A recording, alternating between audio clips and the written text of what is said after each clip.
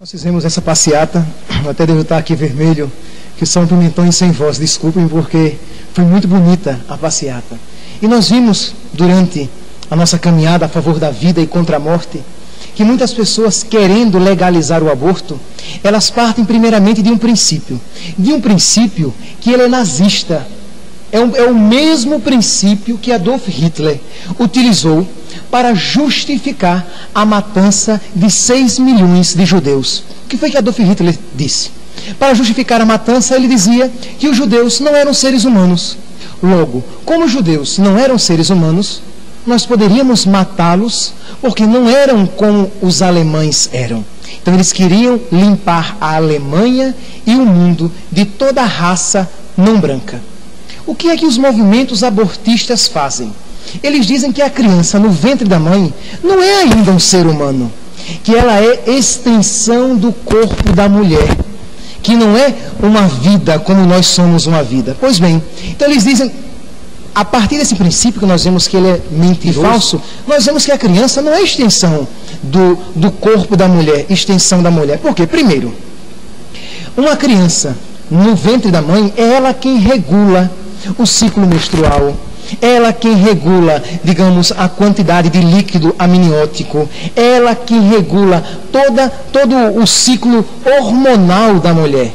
Logo, a criança não é extensão do corpo da mulher. Segundo, eu até comentava durante a passeata, se eu pegar um óvulo fecundado de um casal negro, de um casal branco, e implantar no útero de uma mulher negra, a criança nascerá branca. Ora, se aquele pedaço de carne viva, porque é assim a lógica dos movimentos abortistas, se aquele pedaço de carne viva no ventre é extensão do corpo da mulher, ele deveria nascer como a mulher. Se a mulher que traz aquela criança é branca, a criança deveria nascer branca se os pais são negros, independente dos pais serem negros. Mas não, se o óvulo fecundado é de um casal negro, implantado no ventre de uma mulher branca, a criança nascerá negra.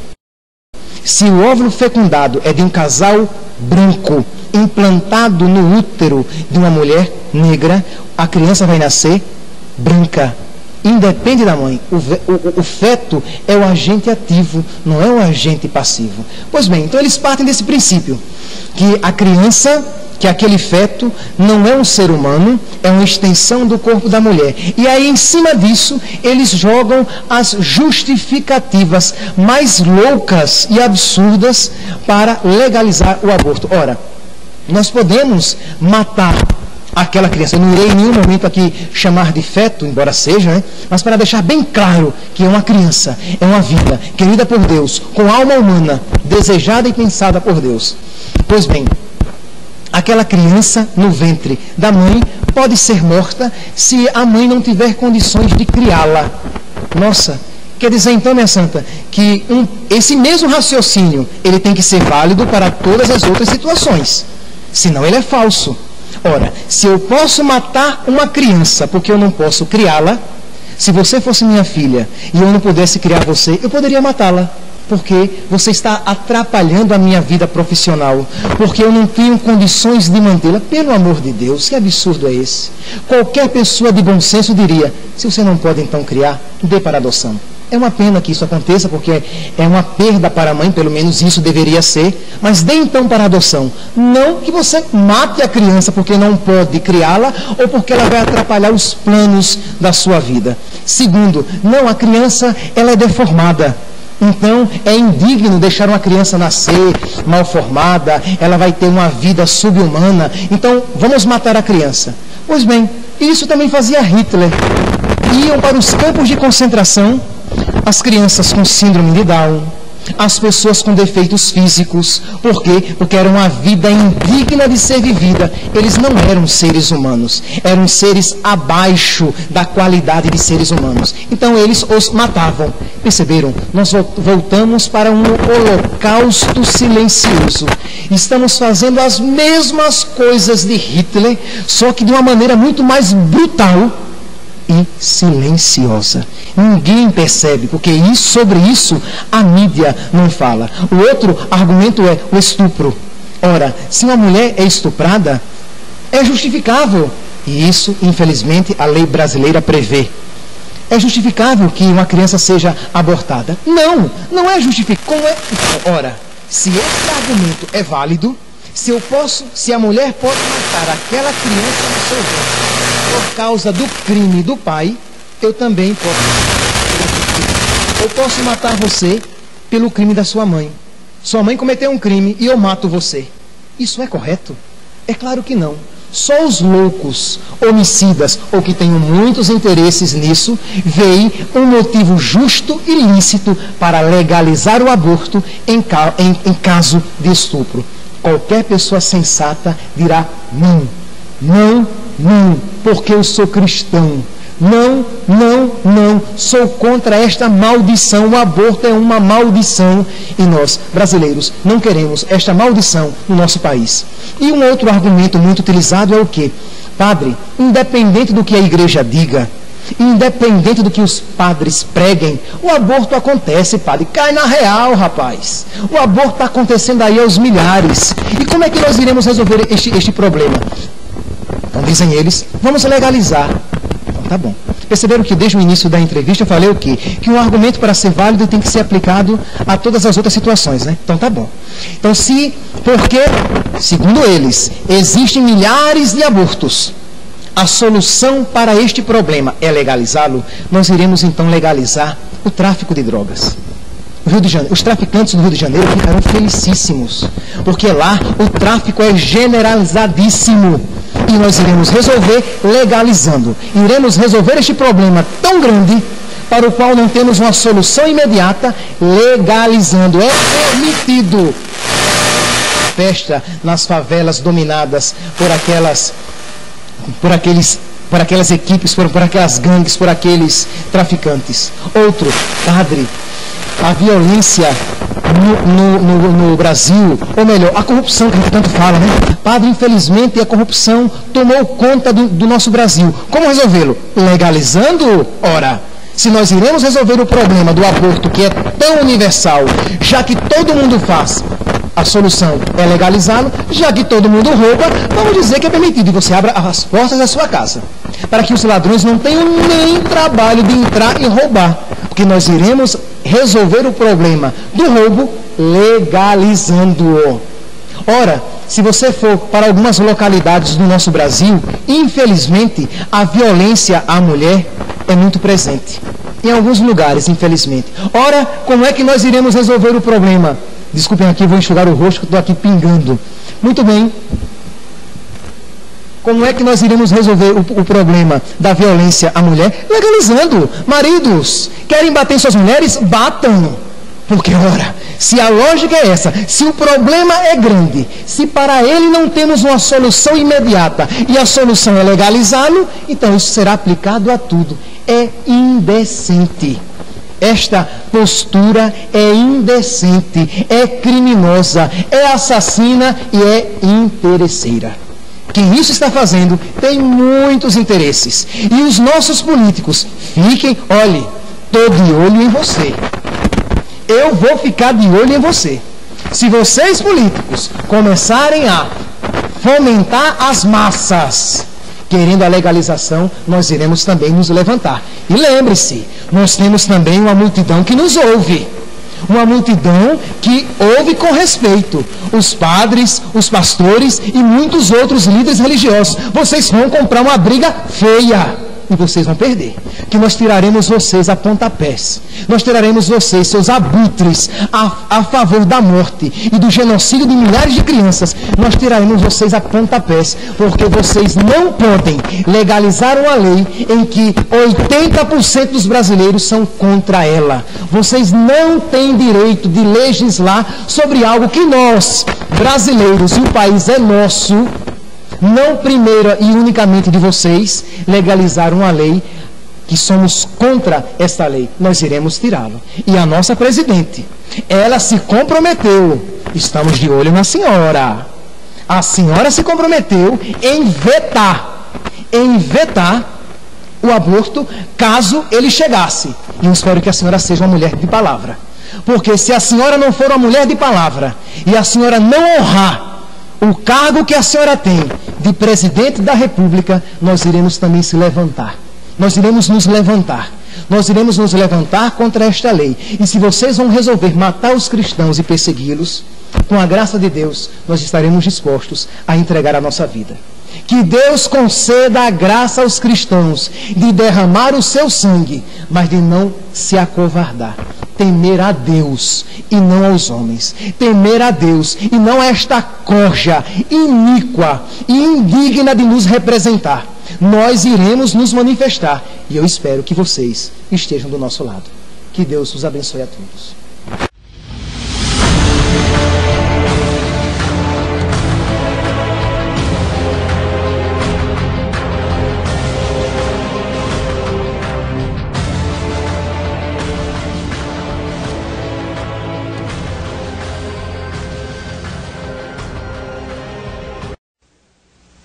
Agora, pela primeira vez, veremos um filme feito com a verdadeira imagem ultrassônica de um aborto de 12 semanas. Não se esqueça que não é um caso fora do comum, um aborto tardio. É um dos 4.000 casos de aborto feitos todos os dias nos Estados Unidos. Esse filme foi feito numa clínica de abortos. O médico que realizou o aborto foi um jovem que trabalhava em 2 diferentes clínicas de aborto ao mesmo tempo. Ele já havia feito mais de 10.000 abortos na sua vida. Quando lhe pediram para assistir uma exibição deste filme, ele ficou tão chocado do que ele fazia que saiu da sala por um momento. Voltou para ver o final, mas nunca mais fez outro aborto. A moça que manobrou a verdadeira câmera ultrassônica era uma feminista e a favor do aborto. Mas ela também ficou tão chocada pelo que viu nesta sessão de cinema que nunca mais quis discutir o assunto aborto. Mas vamos voltar ao filme em questão.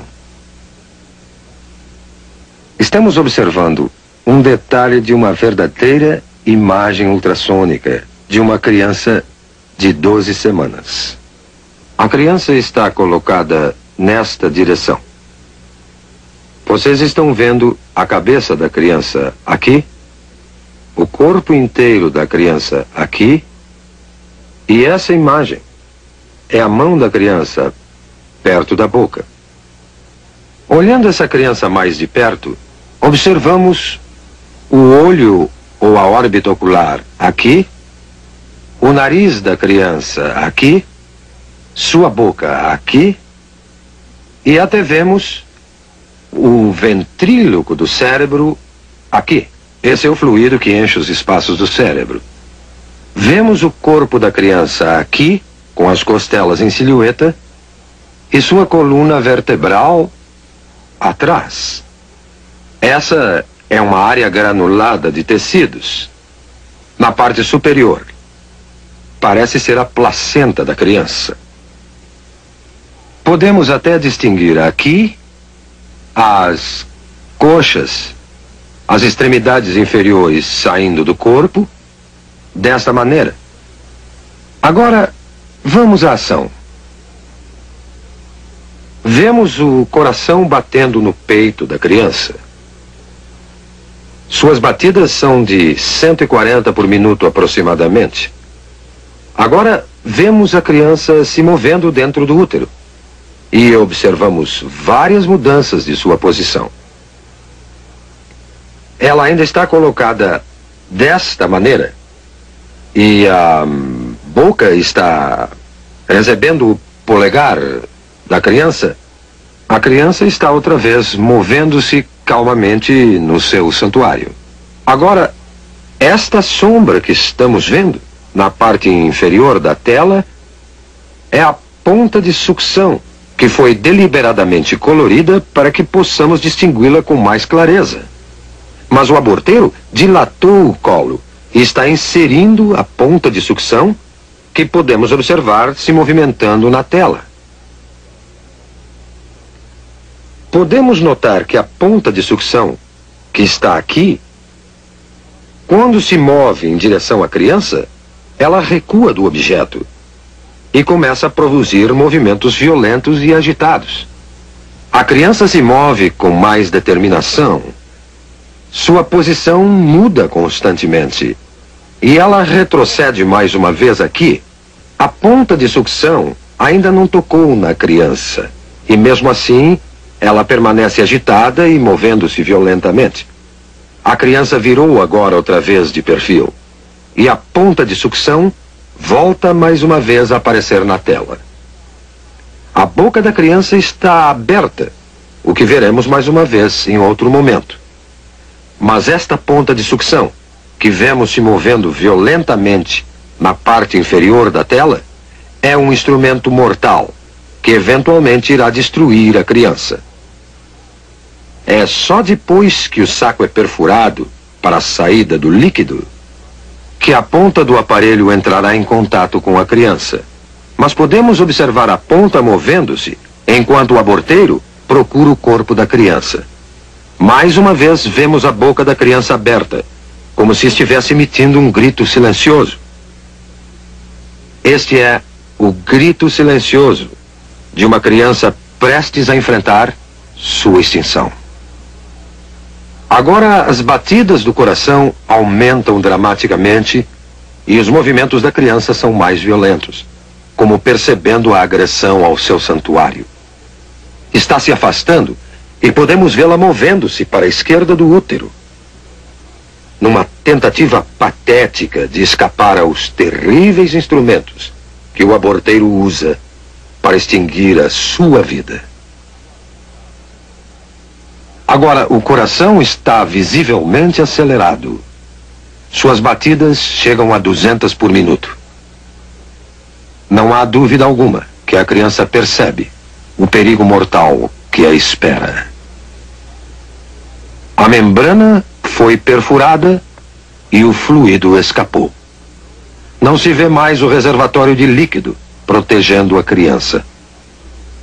Mas uma vez que o fluido saiu, a ponta do aparelho de sucção se firma no corpo da criança e a criança é puxada para baixo pela ponta de sucção do aborteiro com a pressão negativa aplicada e o corpo está sendo desmembrado sistematicamente e separado da cabeça. A cabeça está nesta direção aqui. Eu estou no momento delineando a cabeça. As partes inferiores já foram destruídas. E vemos a ponta de sucção brilhando de espaço a espaço na tela como uma série de ecos. Enquanto a criança está sendo empurrada de um lado para o outro, enquanto a ponta de sucção está sendo aplicada ao corpo desta maneira e o aborteiro está exercendo sua tração na criança. A cabeça é ainda perceptível aqui. O corpo já não se pode ver. Foi separado da cabeça. O que vemos agora é a cabeça mesmo, que é chamada linha média do eco, e vários fragmentos de ossos. Mas a cabeça, que estou delineando aqui, nessa criança de 12 semanas, é grande demais para sair inteira numa peça de dentro do útero. O aborteiro terá que empregar este instrumento, a pinça de pólipo, numa tentativa de segurar a cabeça.